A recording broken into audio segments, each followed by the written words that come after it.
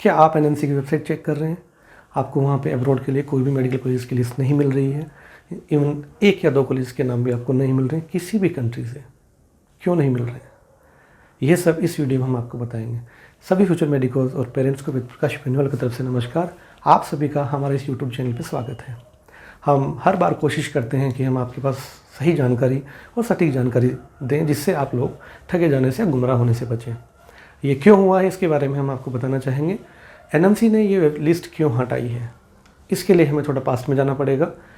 2002 से पहले जितने भी स्टूडेंट्स अब्रॉड से स्टडीज़ करके आते थे, वो सीधा इंटर्नशिप करके रजिस्ट्रेशन ले सकते थे और प्रैक्टिस कर सकते थे। लेकिन 2002 में मेडिकल काउंसिल ऑफ इंडिया की तरफ से एक एक्ट लाया गया या एक कानून लाया गया।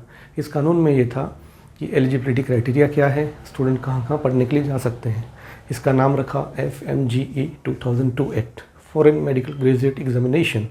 ये एग्ज़ाम को कंडक्ट किया जाता है जिसको हम MC एग्ज़ाम भी बोलते हैं। इस एक्ट में कुछ कंडीशंस रखी गई थी एलिजिबिलिटी क्राइटेरिया के लिए कि कौन सा स्टूडेंट्स अब्रॉड पढ़ने के लिए जा सकता है। लाइक 17 ईयर्स की एज होनी चाहिए 31 दिसंबर तक ईयर ऑफ एडमिशन में। जनरल कैटेगरी का स्टूडेंट है तो फिजिक्स, केमिस्ट्री, बायो में स्टूडेंट को 50% मार्क्स होने चाहिए और इंग्लिश भी पास होना चाहिए। SC, ST, OBC reserve category से स्टूडेंट है तो 40% मार्क्स होने चाहिए फिजिक्स, केमिस्ट्री, बायो में, और इंग्लिश भी उनका पास होना चाहिए। इसके अलावा ये दिया गया था कि कोई भी ऐसी इंस्टीट्यूशंस अब्रॉड में जो वहाँ की लोकल स्टूडेंट्स को पढ़ाती हैं, लोकल मिनिस्ट्री से, उस यूनिवर्सिटी की डिग्री वैलिड है और वो WHO की लिस्ट में है, तो ऐसे कॉलेजेस और यूनिवर्सिटीज़ में आप एडमिशन ले सकते थे। 2009 में इस एक्ट में एक अमेंडमेंट किया गया, उसमें जो WHO की कंडीशंस थी वो हटा दी गई और उसको ये कर दिया गया कि यदि कोई भी इंडियन स्टूडेंट जो एडमिशन का एलिजिबिलिटी क्राइटेरिया 17 ईयर्स और पासिंग परसेंटेज वाला 12th का पूरा करता है तो अब्रॉड के किसी भी ऐसे इंस्टीट्यूशन में या कॉलेज में एडमिशन ले सकता है जहां उस यूनिवर्सिटी की डिग्री उस कंट्री में वैलिड हो। और जो WHO की कंडीशंस रखी गई थी मेडिकल काउंसिल ऑफ इंडिया की तरफ से, वो हटा दी गई।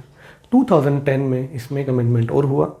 अप्रैल 2010 में ये किया गया था ऑनरेबल सुप्रीम कोर्ट की तरफ से कि कोई भी स्टूडेंट अपनी स्टडीज़ के ड्यूरिंग यूनिवर्सिटी या कॉलेज चेंज नहीं कर सकता है। उसके बाद 2018 में जनवरी में इसमें एक अमेंडमेंट और हुआ। उसमें ये दिया गया ऑनरेबल सुप्रीम कोर्ट की तरफ से कि अब आप यूनिवर्सिटी चेंज कर सकते हैं।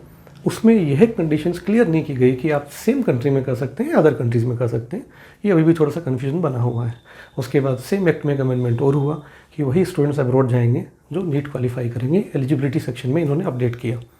ये लिस्ट हटने के बाद आज की डेट में हमें क्या करना है, पेरेंट्स को क्या करना है, स्टूडेंट्स को क्या करना है, हम उसके लिए आपको थोड़ा सजेशन देना चाहेंगे। क्योंकि अभी लिस्ट नहीं है तो आपके लिए बहुत डिफ़िकल्ट है कि कौन सी यूनिवर्सिटी अप्रूव्ड है, कौन सी नहीं, आपको पता नहीं लगेगा। ऐसे में आपको क्या करना है कि आप अब्रॉड में किसी भी कंट्री में आप जाएँ, आप कोशिश कीजिए कि आप सिर्फ गवर्नमेंट मेडिकल यूनिवर्सिटी में ही एडमिशन लें जहाँ से कुछ स्टूडेंट्स पहले पास आउट हों, जिससे क्या है आपको ये डर नहीं रहेगा। मीनवाइल यदि आप कुछ प्राइवेट इंस्टीट्यूशंस में भी एडमिशन लेते हैं, जैसे फिलीपींस में, जॉर्जिया में, अर्मेनिया में, यहाँ ज़्यादा कॉलेजेस प्राइवेट हैं, और बांग्लादेश में भी, तो यहाँ आप ऐसे कॉलेज को चूज़ कर सकते हैं जहाँ पहले से पूरे 50 ईयर तक स्टूडेंट्स पढ़ रहे हों, जिससे फिर आप में डर नहीं रहेगा। क्योंकि 1 साल भेजने के बाद जब 6 से 7 लाख रुपए हम खर्चा कर चुके होते हैं, उसके बाद यदि हमें पता लगता है कि हमारा इंस्टीट्यूशन उस कंट्री में अप्रूव नहीं है, तो फिर ये एक समस्या वाली बात है। क्योंकि 5 या 6 लाख रुपए मिडिल क्लास फैमिली के लिए बहुत होता है। तो यदि आपको इस तरह के किसी भी कुछ डाउट्स हैं एलिजिबिलिटी से रिगार्डिंग, कुछ इंस्टीट्यूशंस के रिगार्डिंग, जो भी इन्फॉर्मेशन हमारे पास अवेलेबल है, हम हमारा बेस्ट देकर कोशिश करेंगे उनके बारे में जांचने के लिए, बताने के लिए। आप अपने किसी भी तरह के डाउट्स के लिए स्क्रीन पे दिए गए व्हाट्सएप नंबर पर हमें टेक्स्ट कर सकते हैं या हमें कॉल करके पूछ सकते हैं। धन्यवाद।